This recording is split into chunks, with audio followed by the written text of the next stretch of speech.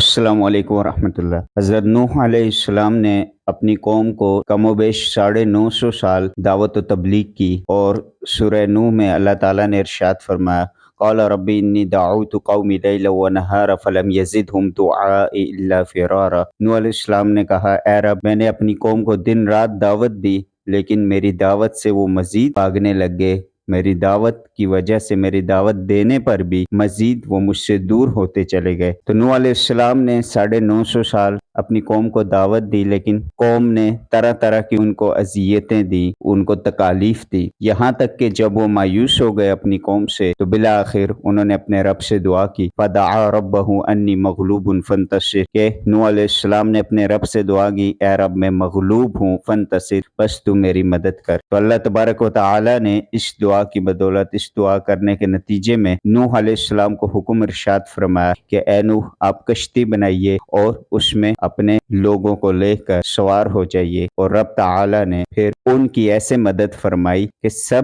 لوگوں کے شر سے انہیں محفوظ کر دیا، اور ان کے بعد والی قوم کو، ان کے پیچھے رہ جانے والے لوگوں پر اپنا عذاب بھیج دیا۔ جب کسی انسان کو لوگوں کے شر سے خطرہ ہو، لوگوں کی تکالیف سے خطرہ ہو، اور لوگ اس پر غالب ہوں، اور اگر کوئی شخص مغلوب ہو، تو اس صورت میں وہ اس دعا کو پڑھے، رب انی مغلوب فانتصر، اے میرے رب میں مغلوب ہوں، پس میری مدد فرما۔ تو جس طرح نوح علیہ السلام کو اللہ رب العزت نے ان کو ماننے والوں کے سمیت رب تعالی نے ان کو مشکل سے نجات دی، اسی طرح اللہ رب العزت اپنے دوسرے بندوں کو اس نبی کی دعا کی بدولت لوگوں کے شر سے محفوظ رکھتا ہے۔ تو لہٰذا ہر قسم کے شر، ہر قسم کی تکلیف اور لوگوں کے فتنوں سے بچنے کے لیے نوح علیہ السلام کی مسنون دعا ہے، لہٰذا اس دعا کا ورد جاری رکھنا چاہیے جب بھی انسان مغلوب ہو۔